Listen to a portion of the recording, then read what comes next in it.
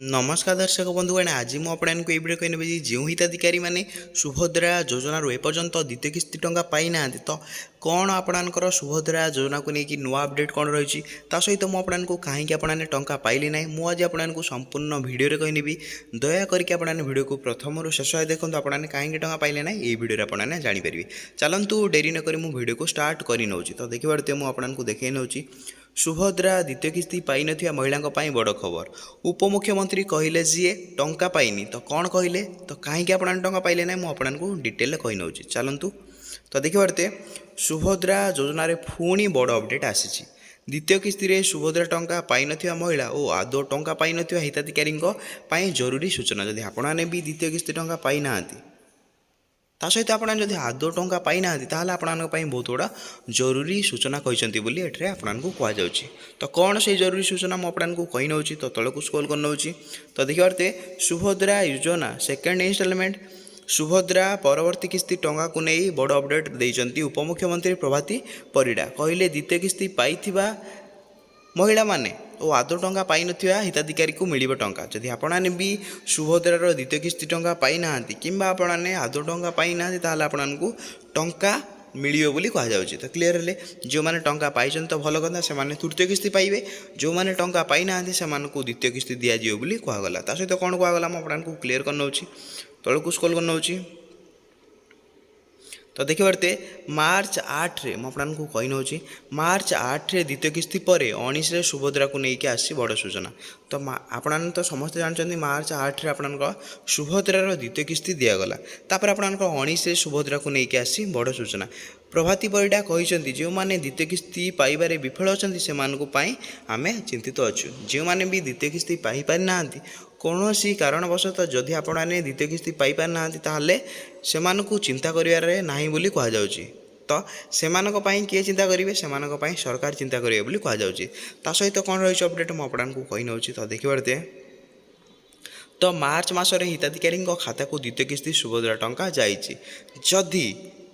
किछि महिला खाता को सुभद्रा टंका आसीथिबा बेले वर्तमान जाए किछि जनक खाता को ए टंका पहुँचबारे नाही तो आपन तो समस्त जानते पाखापाखि एमती सुभद्रा योजनार द्वितीय किस्ती मोड़ नहीं पाखापाखि एमती बहुत लोक अच्छा जो मैंने कि सुभद्रा योजनार द्वितीय किस्ती टंका पाई सारी पाखापाखि एमती किसी लोक अच्छा जो मानकर अकाउंट को सुभद्रार द्वितीय किस्ती आसी ना तो कौन रही अपडेट मुझे कही नौ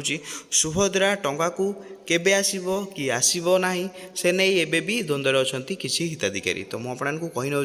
तो आपणकर सुभद्रा टंका को नहीं केबे आसीबो सुभद्रा टंका कि आसीबो नाही से नहीं द्वंद्व एबे भी किसी हिताधिकारी अच्छा बोली कह जाउछि ता सहित कौन रही मुझे क्लियर कर नौ तो देखिए पारते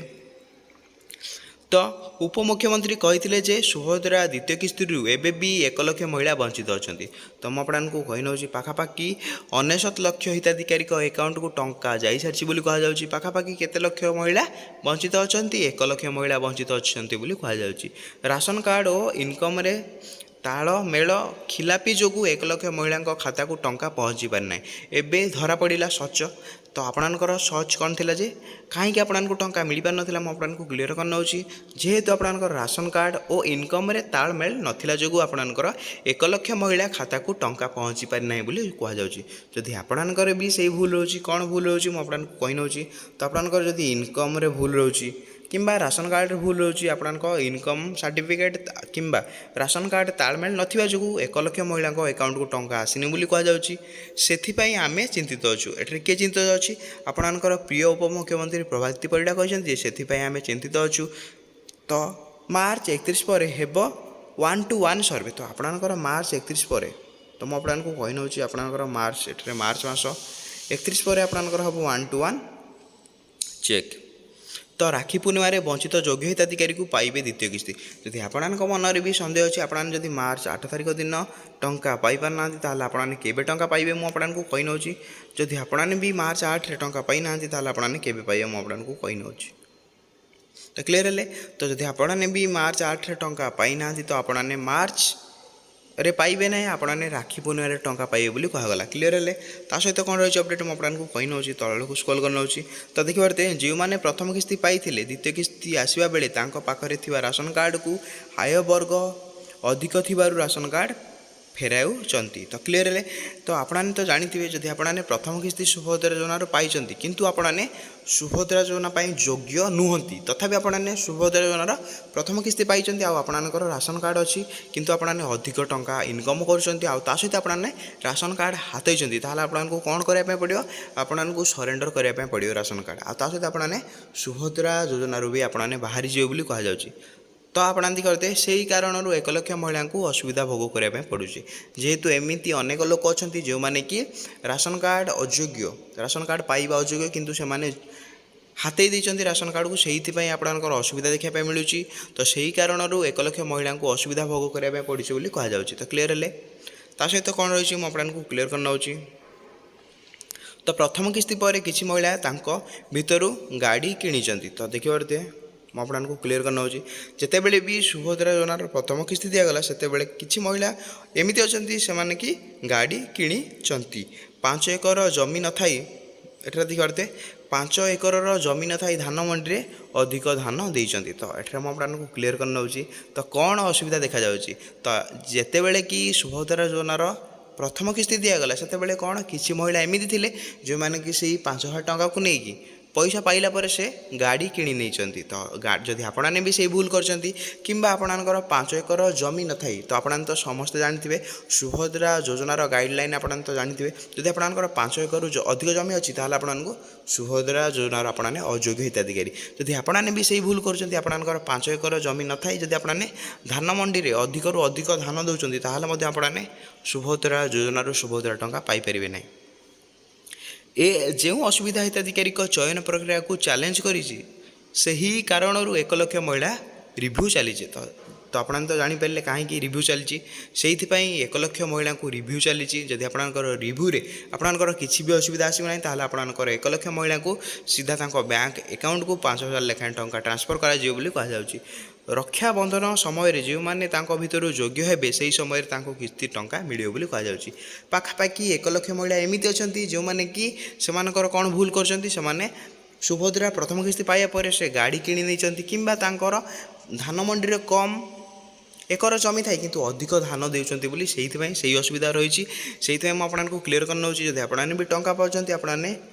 ଅଲଗା ଅର୍ଥରେ ଲଗାନ୍ତୁ କିଛି ବି ଗାଡ଼ି କିଣନ୍ତୁ ନାହିଁ କିମ୍ବା ଆପଣଙ୍କର ଯେଉଁଥିରେ ଆପଣଙ୍କର ପୁଞ୍ଜି ଅଧିକ ହେବ ସେଇ ଅର୍ଥ ଆପଣମାନେ ଲଗାନ୍ତୁ। ତ ଆପଣମାନେ ବାଣିଜ୍ୟ ଲଗାଇ ପାରିବେ କିମ୍ବା ଆପଣମାନେ ବ୍ୟବସାୟ ଲଗାଇ ପାରିବେ କିମ୍ବା ଆପଣମାନେ ଆଉ କିଛି ଲଗାଇକି ଆପଣଙ୍କର ଅର୍ଥ ଉପାର୍ଜନ କରିପାରିବେ କିନ୍ତୁ ଆପଣ ଯଦି ଗାଡ଼ି କିଣି ଦେଉଛନ୍ତି କିମ୍ବା ଆପଣଙ୍କର କୌଣସି ସାମଗ୍ରୀ କିଣୁଛନ୍ତି ତାହେଲେ ଆପଣଙ୍କର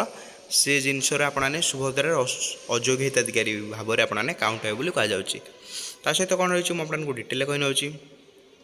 ଆସନ୍ତା ମାର୍ଚ୍ଚ 31 ଯାଏଁ ସୁଭଦ୍ରା ଆବେଦନ ଅବଧି ରହିଛି। ତ ଆପଣଙ୍କର ସୁଭଦ୍ରାର ଶେଷ ତାରିଖ ମୁଁ ଆପଣଙ୍କୁ କହିନେଉଛି ମାର୍ଚ୍ଚ 31 ହେଉଛି ସୁଭଦ୍ରାର ଶେଷ ସୁଯୋଗ। ଜଲ୍ଦି ଜଲ୍ଦି ଆପଣମାନେ ଯଦି ଆପ୍ଲାଏ କରିନାହାନ୍ତି ଆପଣଙ୍କୁ ମୁଁ ରିକ୍ୱେଷ୍ଟ କରୁଛି ଆପଣମାନେ ଜଲ୍ଦି ଜଲ୍ଦି ଯାଇକି ଆପ୍ଲାଏ କରିନିଅନ୍ତୁ। ତ 21 ବର୍ଷ ଯାହାକୁ ହେଇଯିବ ସେମାନେ ଆବେଦନ କରିପାରିବେ।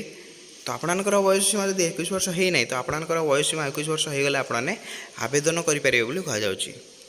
ଯେଉଁମାନେ ବଞ୍ଚିତ ରହିଛନ୍ତି 31 ପରେ 1-to-1 ସର୍ଭେ ହେବ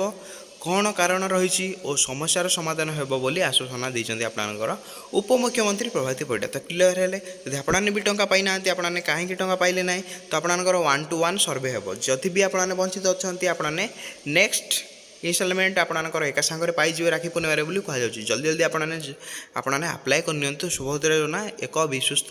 ଯୋଜନା ଆପଣମାନେ ଜଲ୍ଦି ଜଲ୍ଦି ଆପ୍ଲାଏ କରିନିଅନ୍ତୁ। ଯଦି ଆପଣଙ୍କୁ ଭିଡ଼ିଓଟି ଭଲ ଲାଗିଲା ତ ଆପଣମାନେ କ'ଣ କରିବେ ଭିଡ଼ିଓକୁ ଲାଇକ୍ କରିବେ ଚ୍ୟାନେଲରେ ଆପଣମାନେ ନୂଆ ଆସିଲେ ଚ୍ୟାନେଲକୁ ସବସ୍କ୍ରାଇବ୍ କରିଦେବେ ଏମିତିକା ନୂଆ ନୂଆ ଭିଡ଼ିଓ ଆପଣମାନେ ସବୁଠାରୁ ଆଗରେ ଦେଖିବା ପାଇଁ ହେଲେ ଭିଡ଼ିଓଟି ମୁଁ ଏଇଠି ଏଣ୍ଡ କରିନେଉଛି। ଜୟ ଜଗନ୍ନାଥ। ଆପଣଙ୍କର ସୁଭଦ୍ରା ଯୋଜନାକୁ ନେଇକି ଯାହା ବି ଅସୁବିଧା ଥିବ ଆପଣମାନେ ଭିଡ଼ିଓର ତଳେ କମେଣ୍ଟ କରନ୍ତୁ ଆମେ ଚେଷ୍ଟା କରିବୁ ଆପଣଙ୍କର କମେଣ୍ଟକୁ ସଲ୍ଭ କରିବା ପାଇଁ। ଭିଡ଼ିଓଟି ମୁଁ ଏଇଠି ଏଣ୍ଡ କରିନେଉଛି। ଜୟ ଜଗନ୍ନାଥ।